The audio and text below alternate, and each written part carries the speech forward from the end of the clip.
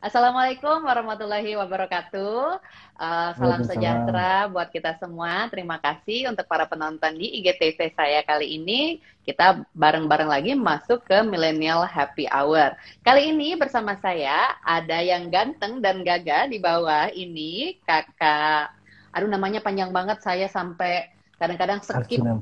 Kakak Arjuna, ya Allah, Kakak Arjuna ini adalah Ketum GMNI. Berapa sih umurnya sekarang?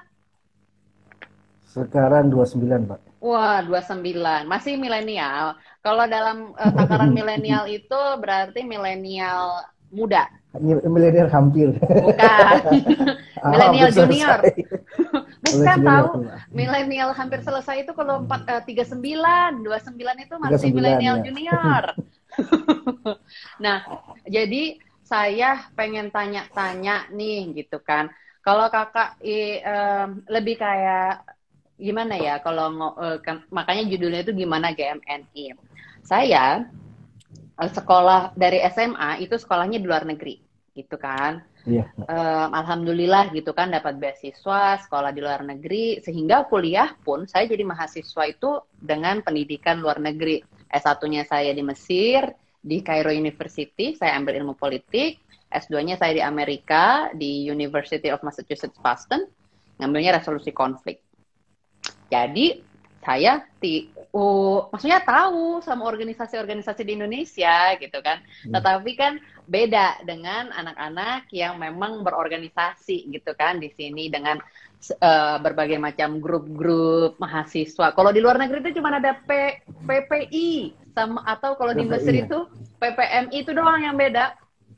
Kalau di sedunia itu Persatuan Pelajar Indonesia. Kalau di Mesir namanya Persatuan Pelajar dan Mahasiswa Indonesia. Saya tidak mengerti kenapa mereka mau beda sendiri. Seperti Hmm. itulah lebih. Nah, kalau GMNI ini kan Gerakan Mahasiswa Nasional Indonesia ya. Indonesia, ya. Gimana sih sekarang kondisinya GMN? Ya, kalau kondisi KMRI sendiri sebenarnya kemarin memang kita habis kongres ya, Mbak. Kebetulan memang ada sedikit Mm-mm. ya setelah kalau organisasi dinamika, Oh, ada eh, dinamika? perdebatan, dinamika Perdebatan. ada. Oh, kalau gitu tolong Ya. bilang ke saya. Saya ini mediator internasional loh, bilang aja sama saya ada apa. Perdebatan dinamika cuma memang secara aturan organisasi dan apa keabsahan negara sudah putus ya. Mm-mm. Kemudian akhirnya memutuskan saya dan eh, kawan saya Bung Dendi Mm-mm. sebagai ketua umum yang resmi. Nah Oh, itu memang setiap organisasi ekstra itu memang selalu memang kalau saya lihat memang pasti ada dinamika seperti itu, Mbak. Jadi karena memang ini organisasi yang beragam, beragam latar belakang dan beragam eh, pikiran ya, kampus, culture itu mempengaruhi memang mempengaruhi dinamika di GMNI, internal GMNI. Tapi kita ini sebenarnya sudah mulai fokus untuk eh, pengembangan organisasi yang lebih seperti tadi yang disinggung Mbak Latifah. Kemarin kita memang sudah berdiskusi dengan PPI, kita akan berupaya untuk membuat cabang di luar negeri. Karena memang wah. karena memang kalau tadi Mbak Latifah keluhkan memang jarang ya Mbak ya orang di kuliah di luar itu tahu, memang tahu tapi eksistensinya mungkin nggak ada organisasi seperti GMI ini. Ya memang selain banyakkan adalah magister ya yang kuliah di sana, mereka kadang-kadang sudah di Indonesia sudah ikut organisasi, misalnya kayak kader GMNI kemudian melanjutkan magister di Mesir misalnya. Nah Oh memang ya. yang S1 ini memang yang akan kita pikirkan agar bisa mengenal GMNI yang seperti tadi Mbak Liva katakan, S1 sudah di luar negeri. Nah itu yang memang kita harus antisipasi biar mengenal GMNI atau menjadi segmen selanjutnya lah, Mbak. Saya kasih saran ya kalau itu. Iya. Dari pengalaman saya sebagai mahasiswa di luar Siap, Mbak. negeri. Ini boleh didengerin sama semua kader GMNI, by Boleh the way. siap. Jadi kalau kita-kita yang di luar negeri itu, anak-anak Kalau kita di Mesir itu beda sama di Indonesia. Di Indonesia kan pakai semester-semester ya, 1 sampai 8. Kalau kedokteran mungkin sampai 10. Kalau di sana tuh tingkat-tingkat, tingkat 1 sampai tingkat 4. Jadi saya ukurannya anggap aja 1 itu berarti semester 1, 2, tingkat 2, 3, 4 gitu ya. Nah, anak-anak semester 1 yang baru-baru datang semester 1 atau tingkat 1 yang baru-baru datang itu biasanya menggebu-gebu nih. Pengen kuliah gitu kan, pengen kenalan gitu kan, pun berorganisasi. Jadi organisasi-organisasi seperti afiliatif, PCINU, kalau di Mesir ya PCINU, PCI Muhammadiyah gitu kan, atau PPMI juga gitu, mereka bakalan melakukan orientasi mahasiswa baru gitu kan. Pokoknya, zaman dulu saya kan di NU tuh, saya kejar sampai ke kampung mana tuh supaya bisa dapat peserta. Dan di tahun saya memang rekor peserta terbanyak waktu itu. Saya sudah nggak ngikutin lagi sekarang, tapi paling banyak dalam sejarah PCIN Mesir. Getol banget saya nyari anggota waktu itu kan. Nah, dalam transformasinya anak-anak tahun pertama itu doyan tuh berorganisasi. Masuk ke tahun kedua sudah mulai jadi senior di organisasi itu karena sudah ada mahasiswa baru. Tahun ketiga mulai males, tahun keempat udah nggak ada lagi gitu. Jadi kalau misalnya kakak mau nyari apa sih kader di sana, memang lebih kayak kalau untuk kepengurusan memang enak cari anak-anak tahun kedua, berarti anak-anak semester 3, 4 sampai 5, 3 sampai 5 gitu kan. Supaya bisa ngambilin kader-kader yang baru-baru datang, semester 1 gitu kan, semester 2 gitu caranya. Kalau anak master sudah males, jadinya penasehat aja gitu kan. Betul. Itu. Nah, semester yang middle lah. Iya, begitu. Jadi sudah cukup senior, sudah cukup tahu daerah itu bagaimana, begitu kan. Misalnya itu di Singapura, atau dia ada di mana, ada di Yaman, ada di South Africa, begitu kan. Paling nggak dia udah tahu, jalan sini kemana, kalau mau pertemuan bareng di mana, makan yang murah di mana. Itu penting itu, makan yang murah di mana itu penting.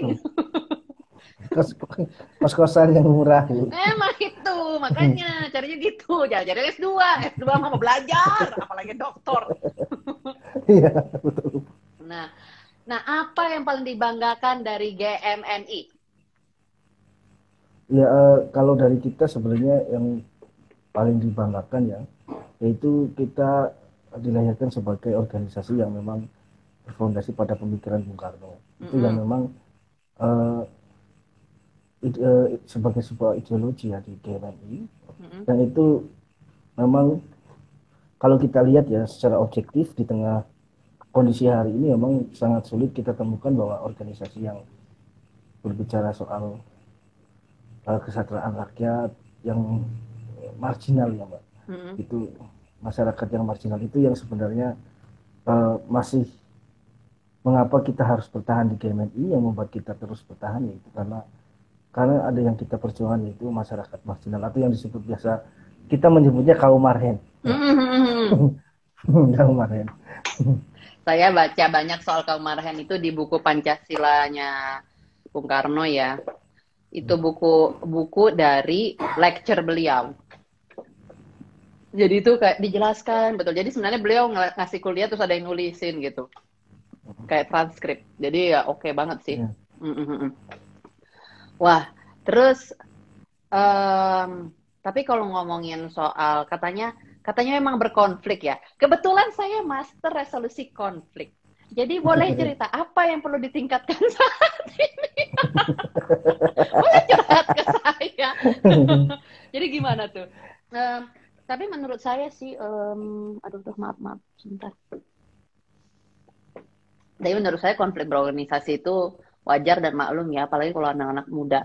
Tapi menurut Kakak Arjuna, apa yang perlu ditingkatkan saat ini sehingga GMN itu lebih baik? Tentu aspirasi setiap ketua umum, setiap pemimpin organisasi itu kan membuat organisasinya lebih baik kan?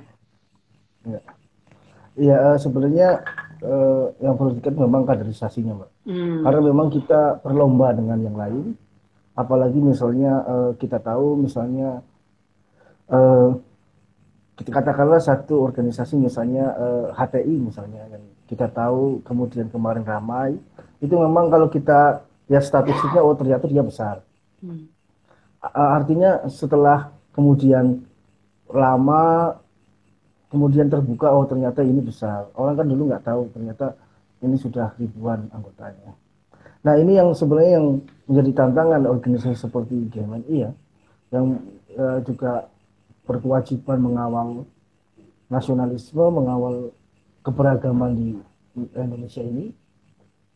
Kaderisasi kita memang agak mandek karena memang banyak hal yang menyebabkan ya seperti post power syndrome ya, terutama itu yang berbahaya di dalam organisasi itu, karena orang yang sudah berkuasa kemudian ingin mengendalikan organisasi ini yang sebenarnya akhirnya kaderisasi itu mandek karena memang ada patron klien ya, sebenarnya yang ingin dibangun ya. Nah itu yang kemarin sebenarnya sumbu konflik adalah kita melawan relasi patron klien gitu sebenarnya, yang tidak mengembangkan organisasi ini, karena kita ingin ya udahlah kita organisasi pemuda, sekarang kita sudah eranya demokrasi, udahlah merit system aja lah, kenapa harus takut gitu. Karena ini kan ini kan bukan sebuah bukan sebuah organisasi korporat ya, yang misalnya grup grup bisnis yang harus diwariskan kepada anaknya. Ini kan organisasi korporat juga nggak mesti diwariskan ke anak. Nah, itu namanya family business. Sistem juga, Mbak. Iya, namanya family business, bukan korporat sih. terus. Ya, sebenarnya itu, Mbak. Karena relasi patron klien itu yang kemudian ingin kita berontak ya. Kita bongkar. Karena memang dia membawa semacam relasi yang kesukuan ya. Jadi itu yang ingin kita itu yang kesukuan dan berbasis marga, itu yang sebenarnya kita nggak sepakat, karena ini organisasi harus terbuka, partisipasi lebar, semua orang berhak terhadap organisasi ini. Jadi itu yang ingin kita perjuangkan, yaitu merit system yang politik yang terbuka. Memang karena memang ini sudah lama berkuasa ya, jadi memang post power syndrome ini sudah lama bereksistensi di organisasi kami, makanya memang agak sulit, tantangannya cukup besar lah, Pak. Tapi akan kita upayakan terus dengan organisasi yang berbasis intellectual movement. Itu yang ingin kita bangun. Kemarin kita juga sudah, mungkin Bu Latifah sudah menghadiri juga webinar-webinar kita yang kita gaungkan. Ya karena kita ingin membangun intellectual movement. Jadi tidak lagi karena seseorang baik, bukan karena ada relasi dengan seseorang tertentu ya. Atau dia berdiri karena bayang-bayang kebesaran orang di luar dirinya. Itu yang kita nggak mau. Semoga cita-cita timnya Kakak Arjuna ini bisa membawa kontribusi terbaik buat bangsa. Terus kalau yang lagi ngetren di anak-anak GMNI apa sekarang? Yang lagi hype gitu loh. Lagi hype ini RUU PKS, Mbak. Oh, saya suka itu. Kita ngobrol, Anda ngobrol dengan orang RUU PKS. Iya. Gimana kalau menurut anak-anak GMNI soal RUU PKS ini? Ya kemarin kita sudah diskusi rally ya, dengan beberapa legislator, dengan pemerintah dan aktivis perempuan. Kalau menurut kami memang salah satu kelemahan dari kita, karena kenapa sebenarnya kekerasan seksual tidak hanya dialami perempuan ya, Pak. Betul. Laki-laki juga mengalami juga, anak laki-laki juga mengalami. Nah, ini yang kemarin tidak ada, yaitu payung hukum, di mana misalnya kasus pemerkosaan misalnya. Itu kalau didekati dengan hukum pidana biasa yang harus memuat 3 saksi, itu kan agak sulit, karena tidak mungkinlah orang memerkosa itu di tengah ramai orang, atau melakukan kekerasan di tengah ramai orang, itu kan sangat tidak mungkin. Nah itu kadang-kala hanya menyalahkan korban ya, karena kamu misalnya berpakaian seksi, karena kamu tidak menjaga macam-macam lah itu yang. Betul, saya sangat nggak suka tuh sama victim blaming ya. Udah dia jadi korban disalahin pula gitu kan. Ya. Terus Nah, dari situ kita ingin berupaya agar RUU PKS ini kemudian bisa menjadi undang-undang. Nah, karena memang bagi kita, karena karena kita berbasis dari pemikiran Bung Karno ya Mbak ya. Di dalam buku Sarina misalnya Bung Karno mengatakan bahwa sebenarnya persoalan perempuan itu persoalan masyarakat. Jadi jangan banyak orang kemudian yang mengatakan bahwa ini RUU PKS itu hanya untuk perempuan. Enggak, ini sebenarnya untuk kesehatan masyarakat itu sendiri. Karena kalau ada sebuah masyarakat atau sebuah daerah yang angka kekerasannya seksualnya tinggi, itu pasti masyarakatnya tidak sehat, penuh dengan body shaming, penuh dengan ketidakmanusiaan ya. Iya, Yang iya, iya. terjadi. Itu yang masa kita akan biarkan saja begitu. Betul banget. Apa saya sama teman-teman saya juga ya setiap hari, setiap minggu lah gitu kan. Kita tuh selalu mengeluarkan kampanye baru supaya tuh orang ingat gitu loh. Kalau kasus kekerasan seksual dalam bentuk apapun itu tuh banyak banget ya. Tidak hanya terjadi pada perempuan tapi sama laki-laki. Dan orang tuh kalau saya lihat salah satu problemnya adalah seperti kalau perempuan Indonesia, bukan hanya perempuan Indonesia, orang di Indonesia ini tidak diberi pengetahuan soal pelecehan itu kayak apa sih gitu kan. Dianggap kayak pelecehan itu tuh pegang-pegang daerah sensitif itu adalah pelecehan gitu kan. Padahal bentuk pelecehan itu banyak. Nah, apa ada cewek lewat di sweet sweet sweet gitu kan. Itu aja sudah bisa dikatakan pelecehan gitu kan. Terus dan banyak macam lainnya gitu. Belum lagi kalau yang pelecehan antar pasangan di dalam pasangan gitu kan. Itu menjadi sebuah topik yang lebih complicated lagi yang akhirnya menurut saya membawa sebuah diskusi berkepanjangan yang malah sayangnya menjadi bumerang ke RUU PKS itu sendiri ya. Maksudnya orang jadi masa sih istri nggak boleh nurut sama suami gitu kan. Padahal nggak ada bagian itu bos, nggak ada. Gitu kan. Nah, selain RUU PKS apa tuh? Ya, selain RUU PKS, kita kemarin Omnibus Law juga. Omnibus Law memang, ya, tapi yang kita soroti adalah soal tenaga kerja. Kemarin memang ada misalnya UMP yang harus upah minimum yang diatur batas levelnya provinsi ya. Sekarang sudah nggak ada kabupaten nanti kalau di Omnibus Law. Itu yang sebenarnya kita kemarin kritisi. Karena misalnya kayak di Kerawang misalnya, kabupaten ya Mbak, itu udah tinggi karena memang biaya hidup di Kerawang itu tinggi, terutama yang kedua memang di sana memang perusahaan-perusahaan multinasional lebih banyak ya.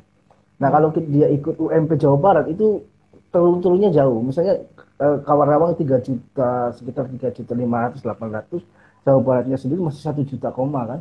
Nah itu kalau diberlakukan oleh Omnibus Law itu nanti bisa agak kompleks nanti hubungan tenaga kerja karena gajinya turun hampir 2 kali lipat. Itu yang menurut saya ini berbahaya nanti ini kalau misalnya disahkan, bukan karena apa ya, pasti nanti juga ada masalah di tingkat hubungan industrial di situ. Kalau misalnya upah tiba-tiba turun tanpa alasan karena hanya dulu UMK sekarang masuk ke UMP, itu kan harusnya memang, nah kalau memang seperti itu harusnya Omnibus Law itu melibatkan buruh kalau memang ingin skema seperti itu Mbak. Tapi kemarin kita lihat nggak ada pelibatan buruh. Oh seperti itu. Nah, oh iya ngomong-ngomong kan di GMN ini banyak mahasiswanya ya. Kominfo sekarang itu lagi ada program Digital Talent Scholarship. Nah, program ini memang untuk mendukung transformasi digitalnya Presiden Jokowi. Sekarang sudah dibuka dari tanggal 14 kemarin, ditutup tanggal 27 ini untuk 10.000 orang. Jadi kalau misalnya ada teman-teman kakak sendiri mau ikut gitu kan untuk menambahkan skill dunia digital gratis, gretong gitu kan. Itu tuh nanti mendapatkan sertifikat dan juga masuk ke dalam kolom pencari kerja yang dibikin sama Kominfo dan dihubungkan sama perusahaan-perusahaan di dunia digital. Kenapa perlu ada program beasiswa talenta digital seperti ini?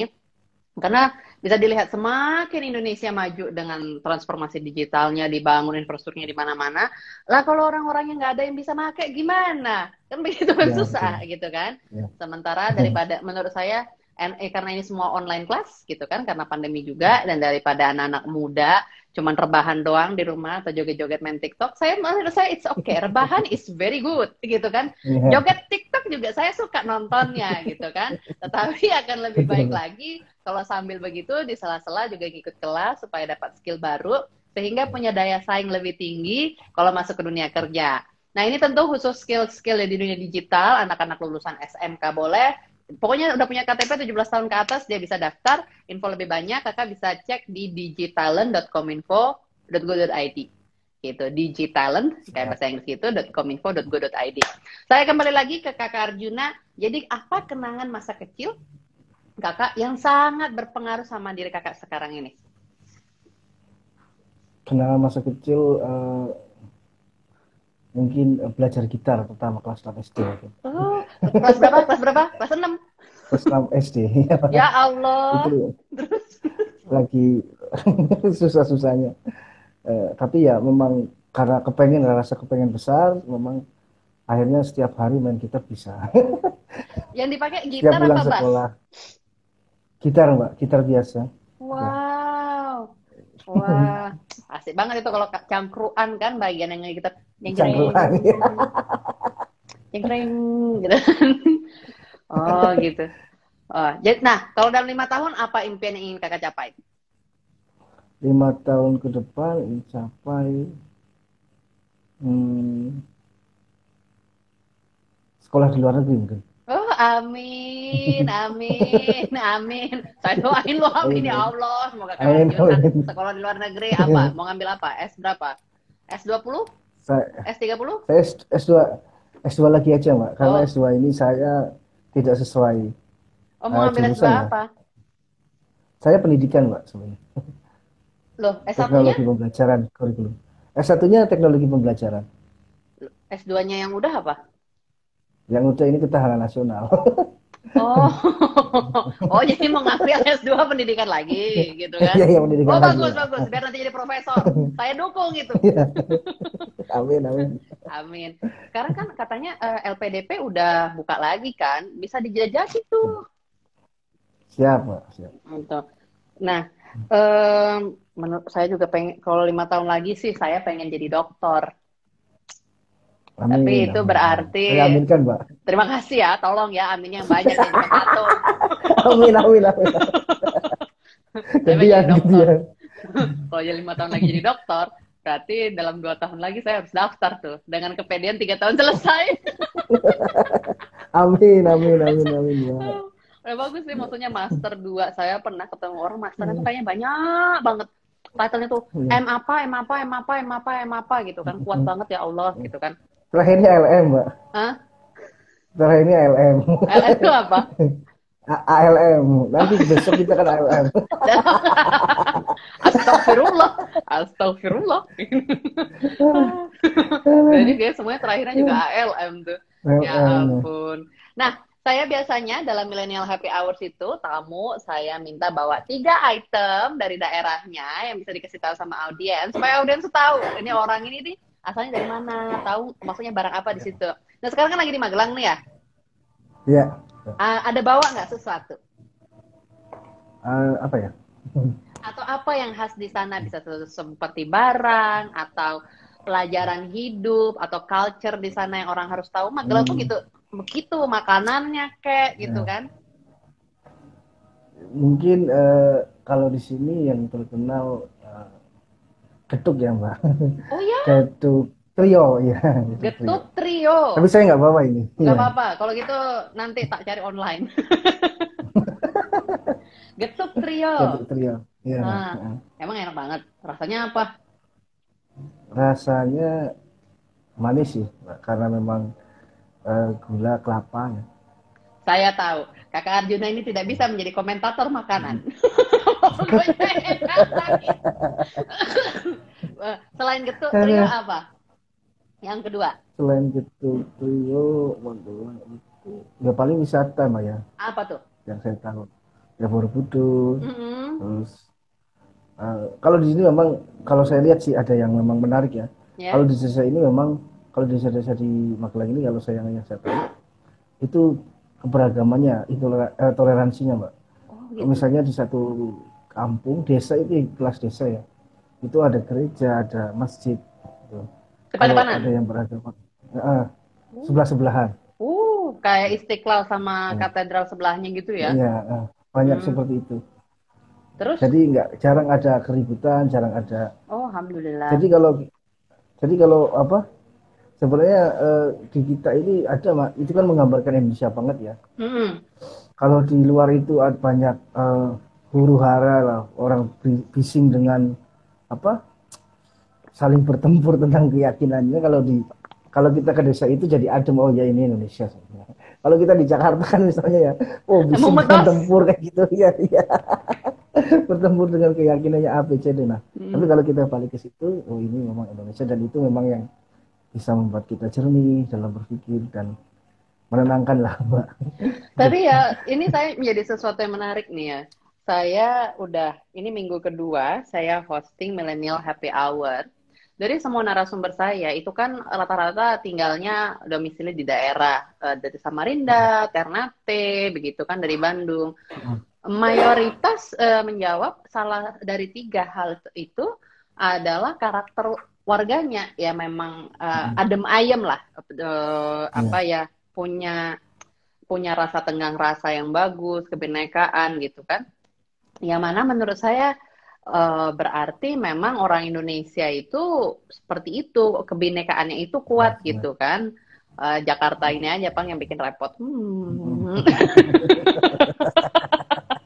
Udah membangun daerah aja, Jakarta Iya betul. pusing gitu kan. Nah, tadi itu berarti tadi tiga itu ya, makanan getuk, terus pariwisata ada Borobudur, lalu Ya. orang-orangnya. Ngomongin Borobudur, saya itu pernah baca nih. Saya belum pernah loh ke Borobudur by the way. Katanya kalau pagi-pagi ke Borobudur dengan embun-embun itu suasananya itu beda beda beda banget. Apakah karena landscape-nya saja atau memang ada mistisnya sih? Iya memang secara geografis memang agak ke atas ya, Mbak ya, agak Hmm. di dataran tinggi. Hmm. Tapi memang aura mistisnya ada.